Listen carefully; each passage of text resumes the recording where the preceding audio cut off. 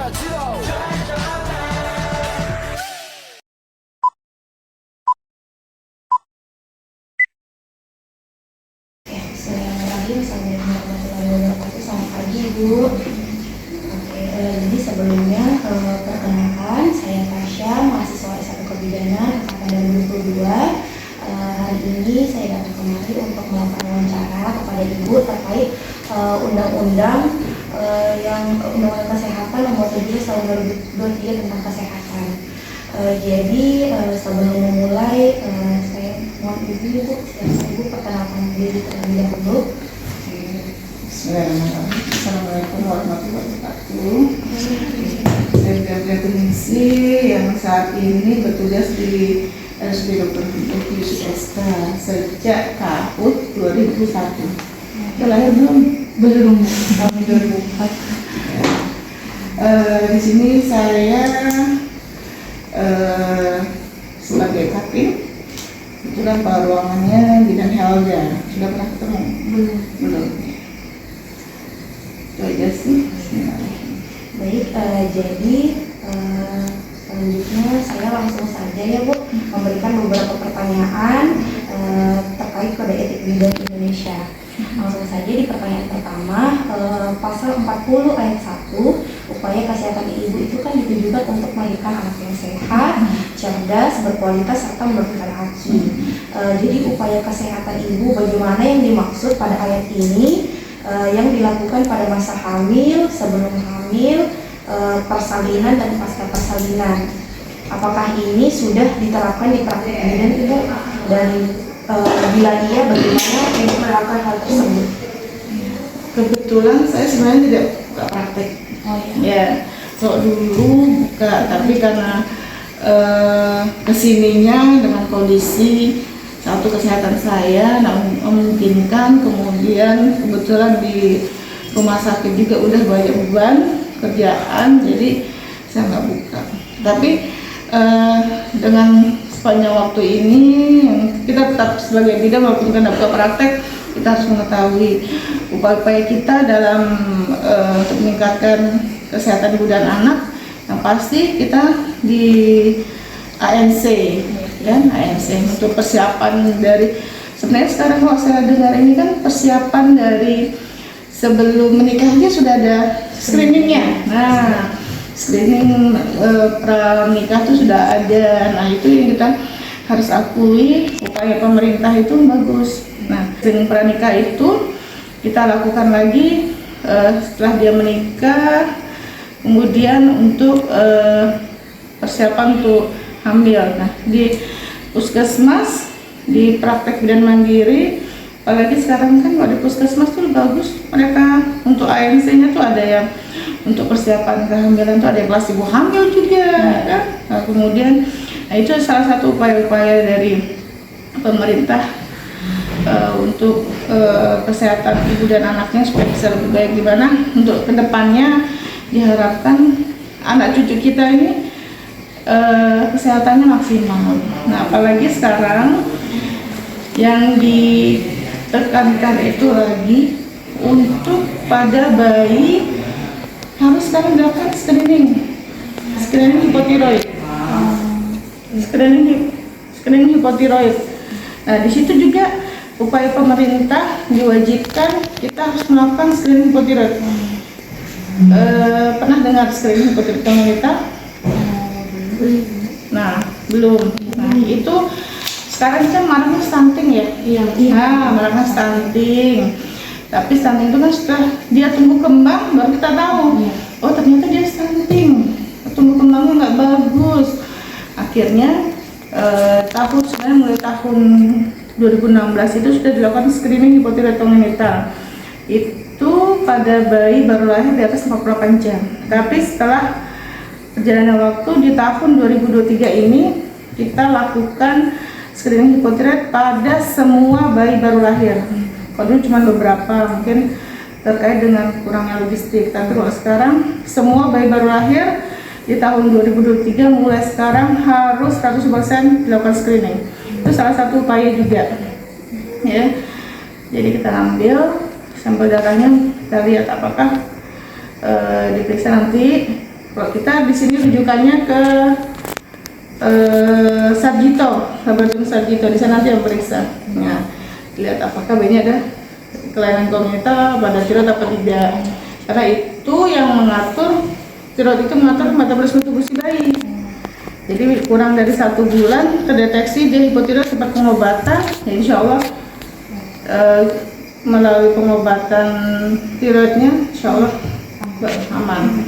Ya, itulah makanya itu keterkaitan dari ANC pranikah, ANC pada saat hamil, kemudian kunjungan ulangnya harus juga dia harus rutin kan, gizinya juga kan dicek juga tuh gerilanya apa semua kan untuk si ibunya, berat badannya naik apa enggak.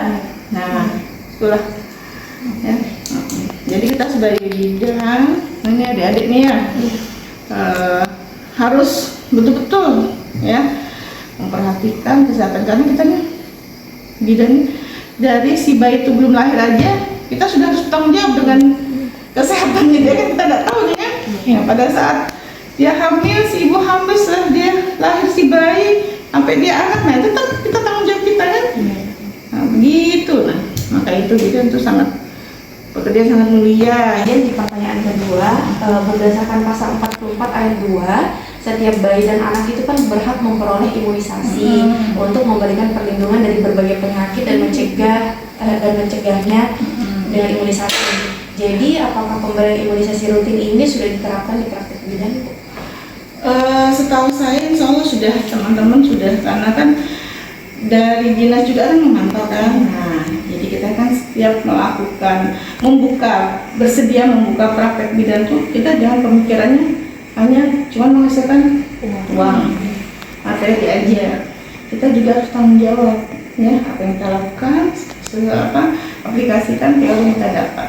Salah satunya imunisasi. Nah, kalau yang saya lihat di praktek bidan, insya Allah teman-teman sudah melakukannya. Apalagi sekarang banyak imunisasi yang baru-baru ya, apa yang PVC atau apa semua kan sudah ada. Nah, kalau untuk di rumah sakit sendiri, kita di sini wajib bayi yang tidak ada kontraindikasi kita lakukan KB0.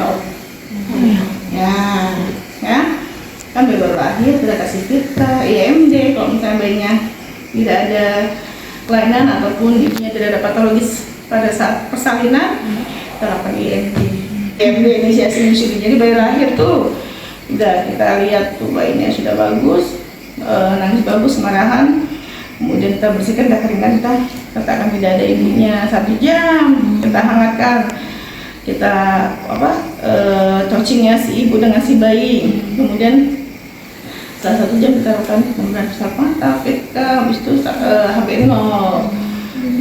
Itu salah satunya. Kalau lihat dari sisi rumah sakit kok ya, itu sudah wajib dilakukan HB0.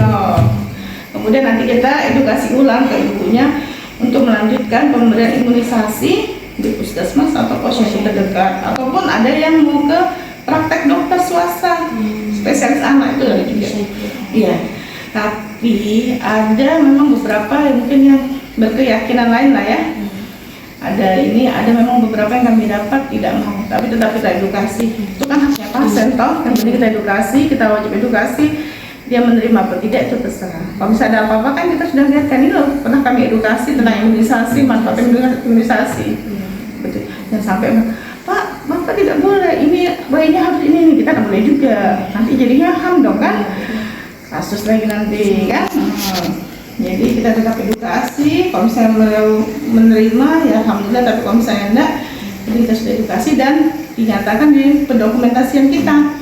KIE imunisasi, keluarga menolak ya, tulis penolakan, tanda tangan penolakan. Yang penting ada hitam di atas. Ya. Ini selanjutnya di pertanyaan ketiga, pada pasal 60 ayat 1 berisi setiap orang dilarang untuk melakukan aborsi kecuali dengan kriteria tertentu yang diperbolehkan di undang-undang hukum pidana. Jadi bagaimana cara ibu menanggapi kalau misalnya ada pasien yang tidak pengen aborsi dengan alasan kehamilan yang tidak diinginkan? Kembali kita memberi pengertian ke dua belah pihak. Biasanya itu yang NDA satu tuh, biasa ada kasus seperti itu NDA yang anak-anak muda nih pacaran-pacaran tiba-tiba tekdung, makanya kalian tuh ingat tuh, pacaran boleh, yang penting jangan melewati garis yang tidak ya.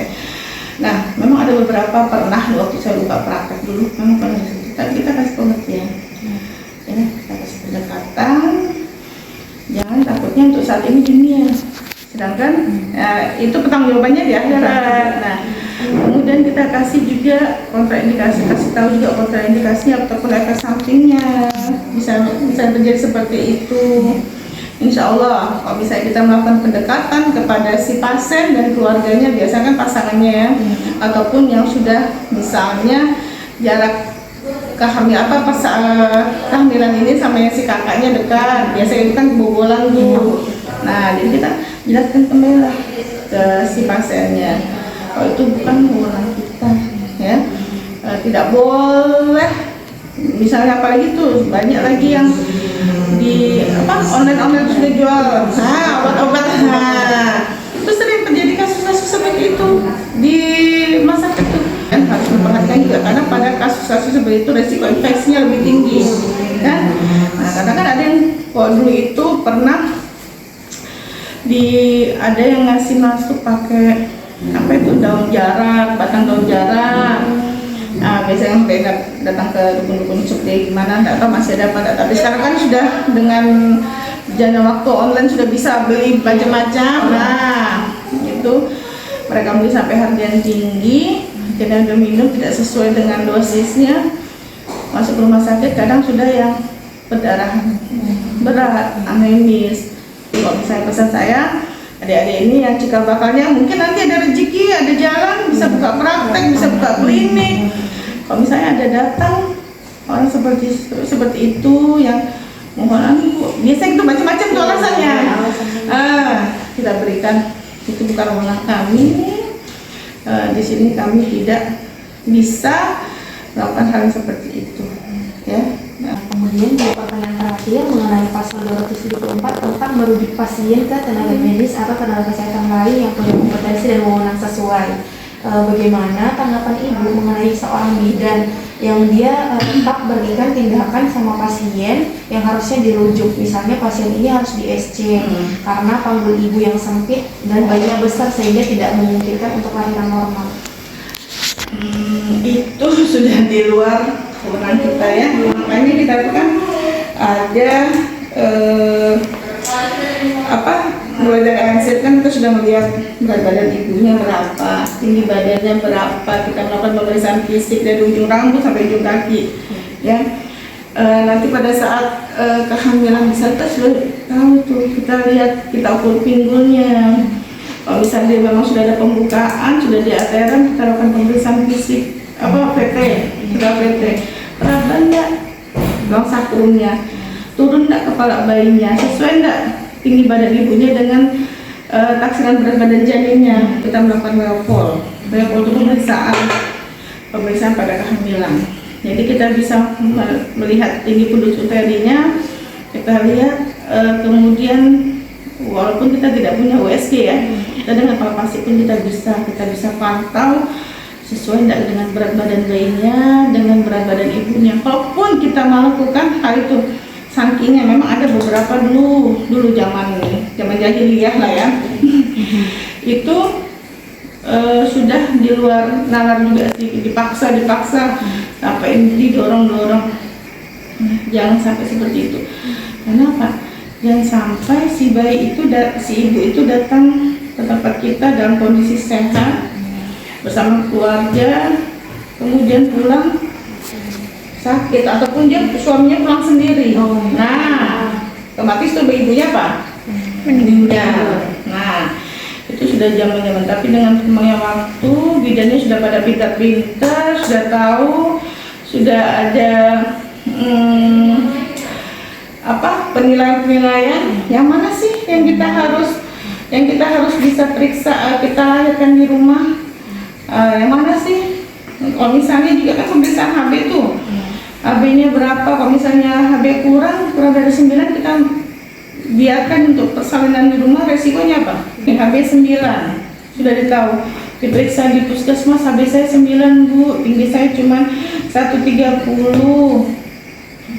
Ini resiko sudah, HB 9 resikonya apa? Terjadi perdarahan, resiko perdarahan. Nah sekarang kalau memaksakan diri untuk persalinan di rumah, kok bisa perdarahan? Mau ambil darah di mana? Mau transfusi di mana?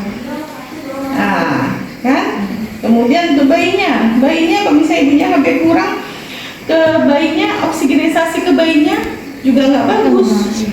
Resiko apa? Aspeksia. Sekarang kalau misalnya kamu nolong patus sendiri di rumah, nggak ada asisten, makanya sekarang itu, kalau dulu masih nolong patus, bidan sendiri 1 boleh. Sekarang kita harus ada teman, 2 lah asistennya. Karena apa? Yang ditakutkan nanti kalau misalnya ibunya perdarahan, bayinya aspeksia. Bagaimana kita si bidan mau nolong si ibunya, si bayinya, mau pasang infus, bagaimana kalau misalnya sendiri, sedangkan ini sekarang perdarahan, kita harus KBI, KBE. Nah, jadi memang harus ada partner kerja seperti itu. Jadi pesan saya buat adik-adik, apa yang kamu dapat di kampus, di bangku kuliah harus diaplikasikan. Tapi kadang yang terjadi di praktek, di lahan praktek kita itu beda dengan teori. Tapi jangan sampai kita melenceng.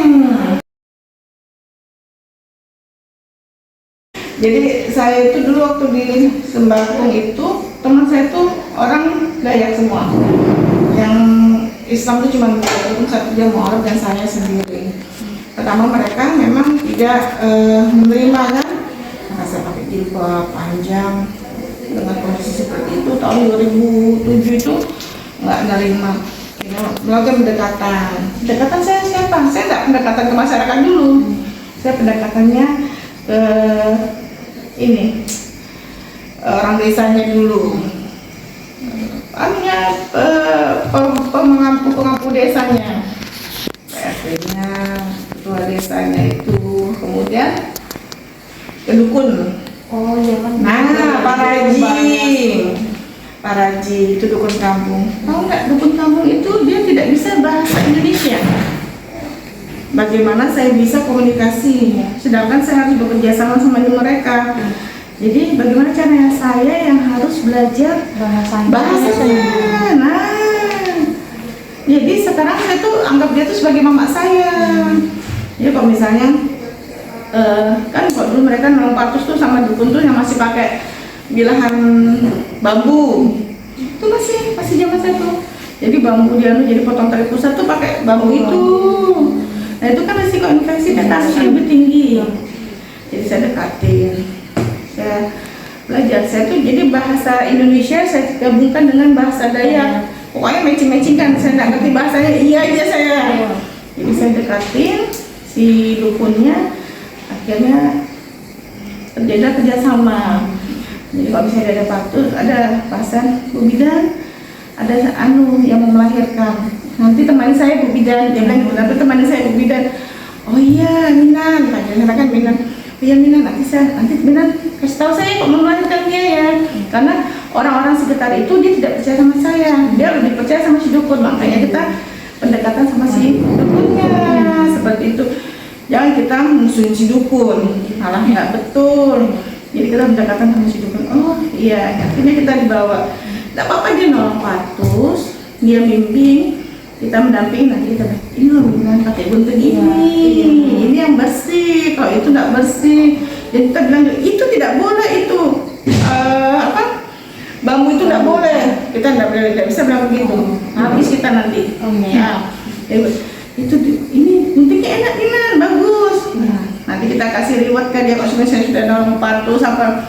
Minan terima kasih, hebat Minan. Kasih apa misalnya kita mau kasih apa kan? Minan handskun. Oh iya. Saya dulu kayak gitu, karena dia nolong tuh tanpa handskun. Iya.